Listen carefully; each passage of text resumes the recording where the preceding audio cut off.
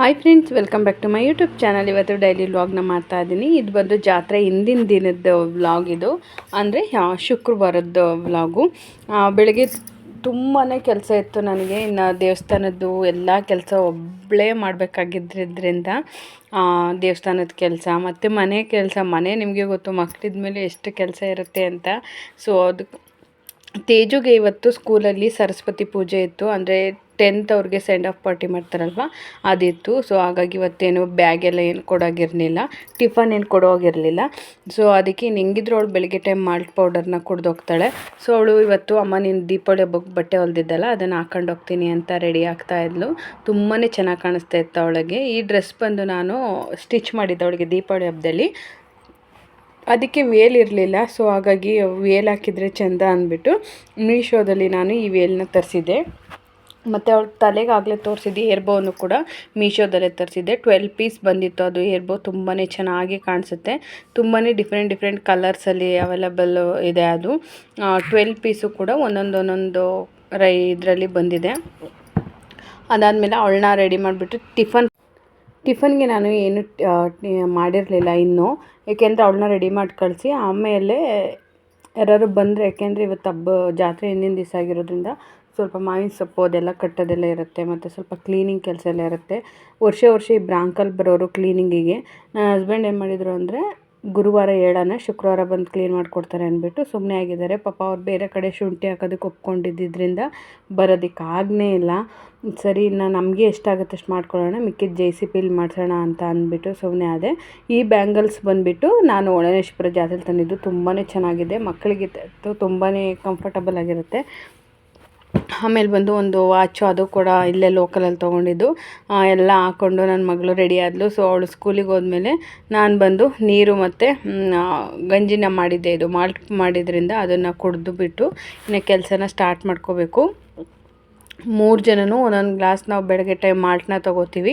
ನಾನು ಒಂದು ಗ್ಲಾಸು, ತೇಜು ಒಂದು ಗ್ಲಾಸು, ನನ್ನ ಹಸ್ಬೆಂಡ್ ಒಂದು ಗ್ಲಾಸು. ತೇಜುಗೆ ಏನಾದ್ರು ಈ ಟೊಮೊಟೊ ರೈಸ್, ಬಾತ್ ಈ ಥರ ಏನಾದ್ರು ಮಾಡಿದಾಗ ಮಾತ್ರ ಸ್ವಲ್ಪ ಲೈಟಾಗಿ ತಿಂದೋಗ್ತಾಳೆ. ಅವಳಿಗೆ ಇಷ್ಟ ಆಗಿರೋದು ಏನಾದ್ರು ಮಾಡಿದರೆ, ಇಲ್ಲ ಅಂದರೆ ತಿನ್ನೋಲ್ಲ. ಟಿಫನ್ನು ಮಾಡ್ತೀನಿ ನಾನು ಅದ್ರ ಜೊತೆಗೆ, ಬರೀ ಮಾಲ್ಟಿಂದೆ ಮಾಡಲ್ಲ. ತೇಜುಗೆ ಸ್ಕೂಲಿಗೆ ಕೊಟ್ಕೊಳ್ಸೋದ್ರಿಂದ ಟಿಫನ್ನು ಮಾಲ್ಟ 2 ಮಾಡ್ತೀನಿ. ಬಟ್ ಇವತ್ತು ತೇಜು ಸ್ಕೂಲಿಗೆ ಏನು ಕೊಡಂಗಿರಲಿಲ್ಲ, ಅಲ್ಲೇ ಊಟ ಕೊಡ್ತೀವಿ.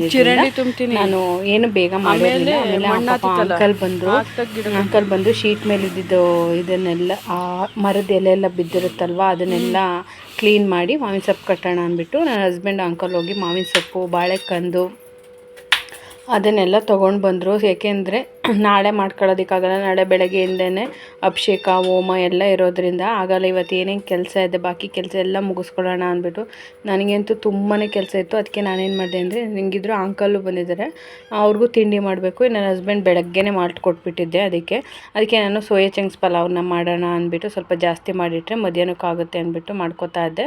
ನನಗಂತೂ ಈ ಪಾತ್ರೆ ತೊಗೊಂಡಿದ್ದು ಎಷ್ಟು ಹೆಲ್ಪ್ ಆಗ್ತಿದೆ ಅಂದರೆ, ಈಗ ಗ್ಯಾಸಿಗೆ ಬಂದಿರೋದ್ರಿಂದ ತುಂಬಾ ಯೂಸ್ ಆಗ್ತಿದೆ ನನಗೆ. ಪಲಾವ್ ಅಂತೂ ಇದರಲ್ಲಿ ಪ್ಯಾನಲ್ಲಿ ಪಾತ್ರೆಲಿ ತುಂಬಾ ಚೆನ್ನಾಗಿ ಬಂದಿತ್ತು. ಒಂದು ಚೂರು ತಳ ಹಿಡ್ದಿರಲಿಲ್ಲ. ನಾನು ಸೋಯಾ ಚಂಕ್ಸ್ ದಮ್ ಬಿರಿಯಾನಿನ ಮಾಡಿದ್ದೆ. ಆಮೇಲೆ ತಿಂಡಿನ ತಿನ್ಕೊಂಡ್ವಿ. 3 ಜನ ತಿಂಡಿ ತಿನ್ನೋಷ್ಟರಲ್ಲೇ 11:30 ಆಗೋಗಿತ್ತು. ಇನ್ನು ನನಗೂ ಟೈಮ್ ಆಗಿತ್ತಲ್ಲ, ಮಾಲ್ಟ್ ಕುಡ್ದು ಅಂದ್ಬಿಟ್ಟು ತಿಂಡಿ ತಿಂದುಬಿಟ್ಟು ಬೇರೆ ಮಾವಿನ ಸೊಪ್ಪೆಲ್ಲ ಕಟ್ಕೋತಾ ಇದ್ದೀವಿ. ಅಂಕಲ್ಲು, ನಾನು, ಹಸ್ಬೆಂಡ್ 3 ಜನನೂ ಸೇರಿ ಅಂಕಲ್ ಎಲ್ಲ ಕೆಲಸ ಮಾಡಿಕೊಟ್ರು. ಅಂದರೆ ಮಾವಿನ ಸೊಪ್ಪು ತೋರಣ ಕಟ್ಟೋದು ಅದನ್ನೆಲ್ಲ ಮಾಡಿಕೊಟ್ರು. ಆಮೇಲೆ ನೆಕ್ಸ್ಟ್ ಮಿಕ್ಕಿದ ಕೆಲಸ ಇನ್ನು ಗುಡಿಸೋದು ಅದೆಲ್ಲ ಸಂಜೆ ಮೇಲೆ ಮಾಡೋಣ ಅಂದ್ಬಿಟ್ಟು ನಾನು ಸದ್ಯಕ್ಕೆ ಗುಡಿಸೋ ಕೆಲಸಕ್ಕೆ ಏನಕ್ಕೂ ಕೈ ಹಾಕಿರಲಿಲ್ಲ. ನಾನು ಹಸ್ಬೆಂಡು ಮತ್ತು ಅಂಕಲ್ ಸೇರಿಬಿಟ್ಟು ಫಸ್ಟ್ ಇವನ್ನೆಲ್ಲ ಮುಗಿಸ್ಕೊಂಡ್ರೆ, ಅಂಕಲ್ ಪಾಪ ಅವ್ರಿಗೆ ಬೇರೆ ಕೆಲಸ ಇರುತ್ತಲ್ವ, ಅದಕ್ಕೆ ಮನೆ ಹತ್ರ ಹೋಗ್ತಾರೆ ಆಮೇಲೆ ಅಂದ್ಬಿಟ್ಟು ಫಸ್ಟ್ ಇದನ್ನೆಲ್ಲ ಮುಗಿಸ್ಕೊಂಡ್ವಿ.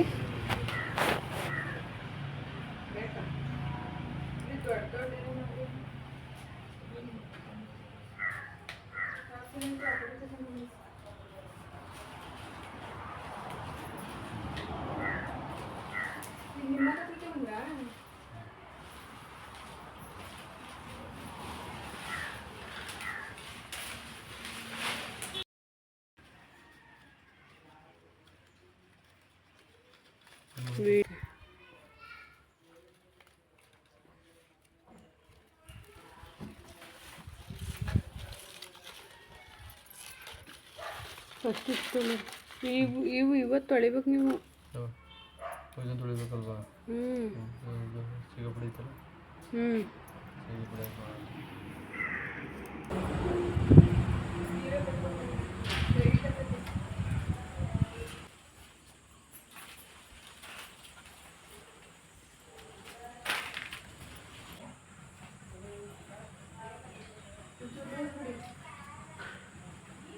ಕಡಿಮೆ ಆಯ್ತು.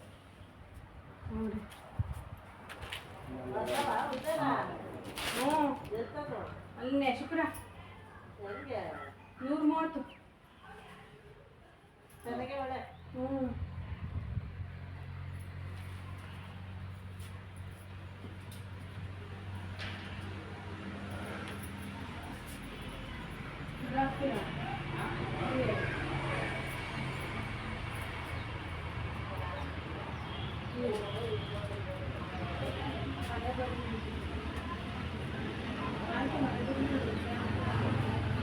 ಇದಾಯ್ತಾ? ಇಲ್ಲಿ ಮತ್ತೆ ಬಹುಶಃ ನೆಂಚೂರು ಮೇಕೆ ಬನ್ನಿ ಈ ಕಡೆ ಗುಡ್ಡ ಬಿಟ್ಟು ಹೂವು ಕರೆಕ್ಟಾಗಿ ಮುದ್ದೆ ಕೊಡಿ ಅದು ಇನ್ನೊಂಚೂರು ಬುಡಿ ಕೊಡಿ.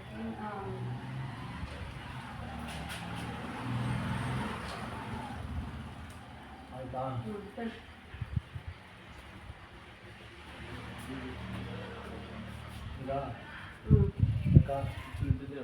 ಬೇಡ ಸಾಕು, ಸೆಂಟ್ರ್ ಕರೆಕ್ಟಾಗಿ ಹಾಕಿ.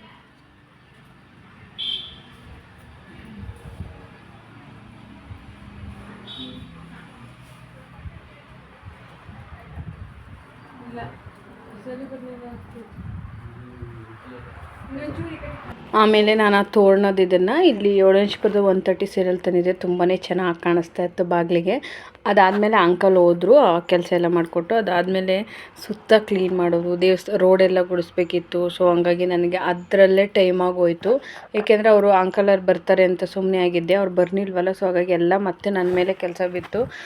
ಆಮೇಲೆ ಎಲ್ಲ ನೀಟಾಗಿ ಎಲ್ಲ ಪ್ರತಿಯೊಂದನ್ನು ಕ್ಲೀನ್ ಮಾಡಿಕೊಂಡೆ. ಆಮೇಲೆ JCB ಬರುತ್ತೆ ಕೆಂಡ ಆಯೋದು ಮತ್ತು ಊಟ ಕೊಡೋ ಜಾಗನೆಲ್ಲ ಕ್ಲೀನ್ ಮಾಡೋದಕ್ಕೆ. ಸೊ ಆವಾಗ ಈ ಮಿಕ್ಕಿದೆಲ್ಲ ಮಾಡಿಸ್ಕೊಳ್ಳೋಣ ಅಂದ್ಬಿಟ್ಟು ವರ್ಷ JCBನೂ ಬರುತ್ತೆ. ಆಮೇಲೆ JCB ಕೂಡ ನಾನು ನನ್ನ ಹಸ್ಬೆಂಡ್ ಅಷ್ಟರಲ್ಲಿ ಸಾಮಾನು ತರೋಣ ಅಂತ ಒಳನರಸೀಪುರ ಹೋದ್ವಿ.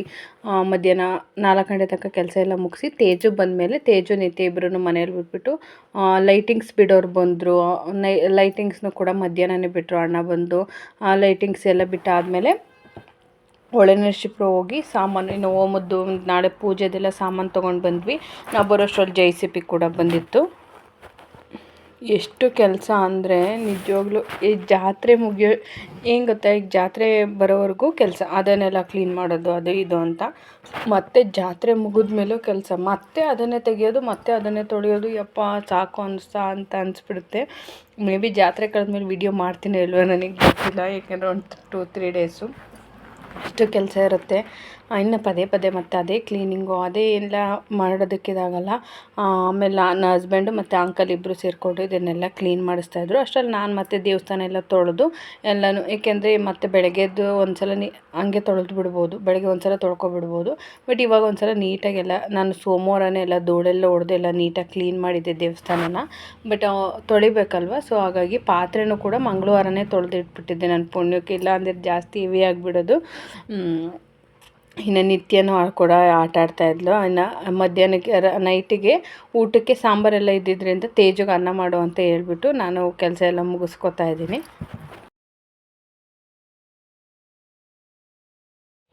ಆಮೇಲೆ ಇನ್ನು ರಂಗೋಲಿ ಎಲ್ಲ ಹಾಕೋಣ ಅಂದ್ಬಿಟ್ಟು ರಂಗೋಲಿ ಎಲ್ಲ ಸ್ಟಾರ್ಟ್ ಮಾಡಿದೆ. ಪಾಪ ತೇಜು ಬಂದು ವೀಡಿಯೋ ಮಾಡ್ತಾಯಿದ್ಲು. ರಂಗೋಲಿ ಹಾಕೋದಕ್ಕೆ ನನಗೆ 2 hours ಟೈಮ್ ಹಿಡಿತು, ಯಾಕೆಂದರೆ ಪೂರ್ತಿ ಎಲ್ಲ ತಪ್ಪು ಹಾಕಬೇಕು. ನನಗೆ ರಂಗೋಲಿ ಹಾಕೋದಂದರೆ ತುಂಬ ಇಷ್ಟ ಆಯಿತಾ. ಬಟ್ ಇತ್ತೀಚೆಗೆ ಕೆಲವೊಂದು ರಂಗೋಲಿಗಳನ್ನ ಮರ್ತ್ಕೊಂಡೇ ಬಿಟ್ಟಿದ್ದೀನಿ. ಇದು ಎಲ್ಲೋ ಅಂತ ಮಿಸ್ ಆಯಿತು ಅಂತ ಅನ್ನಿಸ್ತು. ಬಟ್ ಹೆಂಗೋ ಮ್ಯಾನೇಜ್ ಮಾಡಿದೆ. ತೇಜು ಎಲ್ಲೋಗಿ ಹೆಂಗೆ ಬಿಡಿಸಿದೀಯಮ್ಮ ಅಂತ ಕೇಳ್ತಾಯಿದ್ಲು.